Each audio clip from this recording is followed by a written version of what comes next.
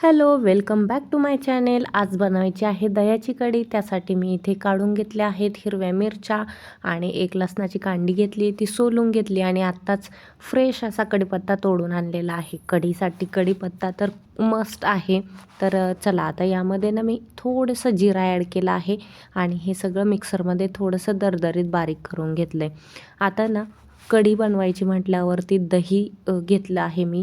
पण हे दही आहे ना विकतचं दही आहे. पाऊचमधून काढून ठेवलं होतं मी 2 दिवसापूर्वी, कारण ते आंबट होण्याकरता. 2 मोठे चम्मच दही मिक्सरच्या भांड्यामध्ये घेतलं आहे. यामध्ये थोडंसं बेसन पीठ ॲड करायचं आहे. बेसन पिठाला ऑप्शन म्हणून तांदळाचं पीठसुद्धा आपण वापरू शकतो. बरेच जण तांदळाचं पीठसुद्धा वापरतात. आता मी ते 1 चम्मचभर बेसन पीठ ॲड केलं आहे आणि हे मिक्सरमध्ये मी फिरवून घेणार आहे. ही सगळी प्रोसेस ना रवीने सुद्धा करतात, पण मी ना टाईम वाचण्यासाठी आणि इझिली होण्यासाठी मी मिक्सरच्या भांड्यामध्ये फिरवून घेत असते.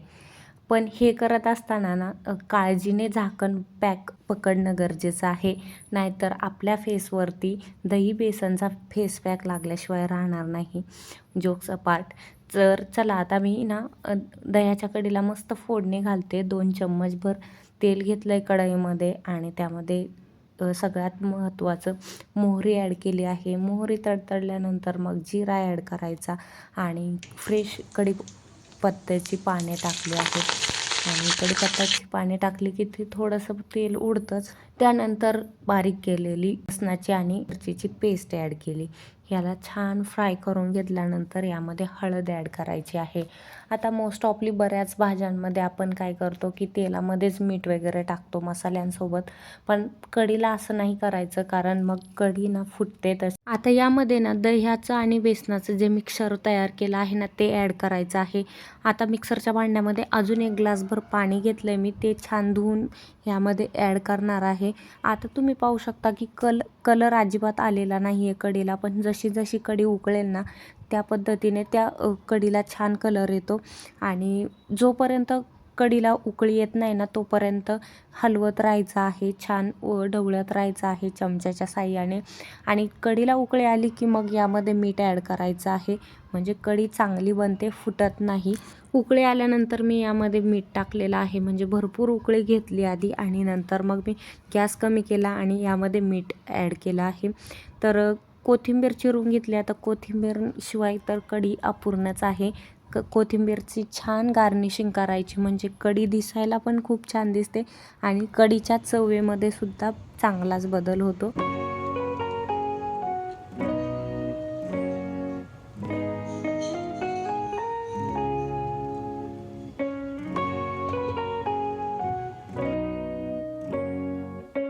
इथे कढी बनवून तयार झाली आहे. कलर पण तितकाच छान आलेला आहे कढीला.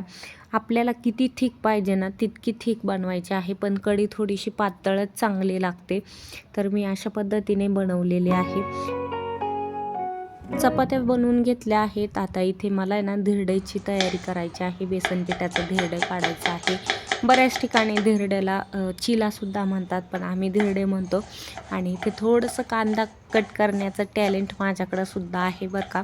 म्हणजे थोडंसं फास्टली कांदा कट करता येतो मला, पण शौर्यच्या पप्पांनी इतकं फास्ट कांदा कट करता येत नाही. त्यांच्यामध्ये खूपच टॅलेंट आहे कटिंग करण्याचं आणि खूप छान भाज्या कट करतात. ओके, प्रत्येकात काहीतरी वेगळं टॅलेंट असतं.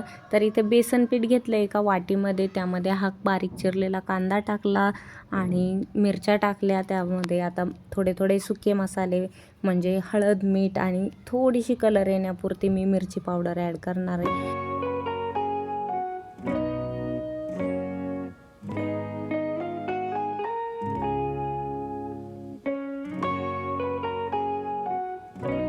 थोडं थोडं पाणी घालून इथे रणी बेटर तयार करून घेतलंय.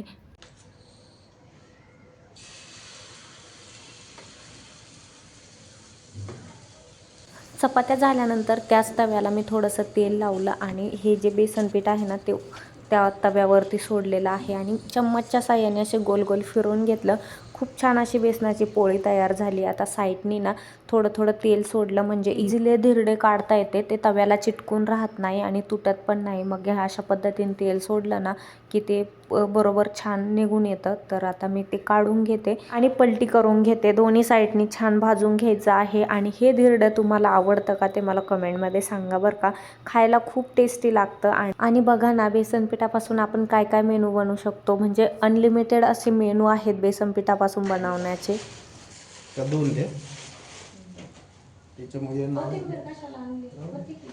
शौर्यचे पप्पा बाहेर गेले होते, येताना त्यांनी कोथिंबीर आणि द्राक्ष घेऊन आले आहेत. ह्या वर्षीच्या ह्या सीझनचे पहिल्यांदा आमच्या घरात आलेले हे द्राक्ष आहेत बरं का. मार्केटमध्ये केव्हाचे आले होते विकायला, पण आज पहिल्यांदा ते घेऊन आले आहेत घरी.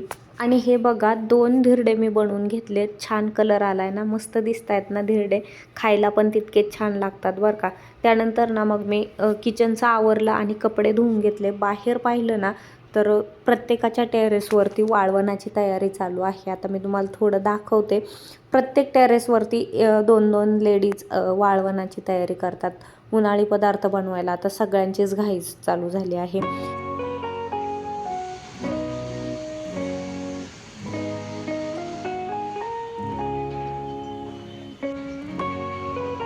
आता डायरेक्ट शौर्य स्कूलमधून आल्यानंतर मी हे थोडंसं रेकॉर्ड केलं आहे. तर हा 1 किलोचा दह्याचा पाऊच आहे. आणि दही पाऊचमधलं दही जास्त आंबट नसतं, घरगुती दही चांगलं आंबट असतं. हे विकतचं दही आहे आणि पाऊचमध्ये ते आंबट नसतं, म्हणून मग मी डब्यामध्ये काढून ठेवते. 2 दिवसामध्ये छान आंबट होईल आणि याच्यापासून आपल्याला मस्त पदार्थ बनवायचा आहे. तर उद्या येणाऱ्या शॉर्ट व्हिडिओमध्ये तुम्हाला दह्यापासून काय बनवलं आहे ना ते तुम्हाला पाहायला मिळेल.